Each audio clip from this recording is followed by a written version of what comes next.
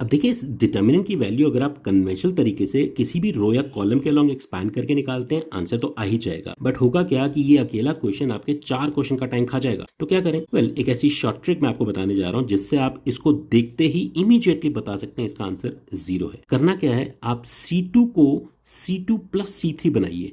मतलब मैं ये कर रहा हूं कि C2 की एंट्रीज यानी कॉलम 2 की एंट्रीज में कॉलम 3 की एंट्रीज को ऐड कर रहे हैं। तो आप देखेंगे कॉलम 2 चेंज हो जाएगा, A plus B plus C, A plus B plus C और A plus B plus C में तीनों एंट्री सेम हो गई। फर्स्ट कॉलम को कुछ नहीं किया, थर्ड कॉलम को भी मैंने कुछ नहीं किया। ओके, सिर्फ कॉलम 2 को चेंज किया है। सी, ये एक प्रॉपर्टी है डिटर्मिनेंट की कि किसी भी कॉलम में आप दूसरे कॉलम की एंट्रीज को ऐड या सब्ट्रैक्ट कर सकते हैं। तो उससे डिटर्मिनेंट पे कोई फर्क नहीं पड़ता और यही प्रॉपर्टी कॉलम के साथ साथ रोज पर भी लगाई जा सकती है। इस पर और भी क्वेश्चंस आने वाले वीडियोस में करेंगे। फिलहाल हम इसको देखें तो यहाँ पर फायदा क्या हुआ इससे कि A प्लस बी प्लस सी जब मैं कॉमन निकालूंगा तो यहाँ पर अंदर जो सेकंड कॉलम है वो भी फर्स्ट कॉलम की तरह 1 1 1 हो गया। थर्ड कॉलम कुछ नहीं छेड़ रहे हम। अब आप देखिए first column and second column दोनों एग्जैक्टली सेम हो गए हैं, तो इसका आंसर 0 होता है। ये प्रॉपर्टी हम पिछले वीडियो में डिस्कस कर चुके हैं कि जब भी कोई भी दो रोज या कॉलम्स आइडेंटिकल यानी एग्जैक्टली सेम हो जाते हैं तो उसका आंसर 0 होता है। और सिर्फ सेम ही नहीं बल्कि यहां पर हम इस स्टेप पे बोल सकते थे कि ये प्रोपोर्शनल कॉलम्स हैं, तो भी यहीं से आंसर 0 बोल सकते हैं। ये मैंने आपको समझाने के लिए A plus B plus C common लिया।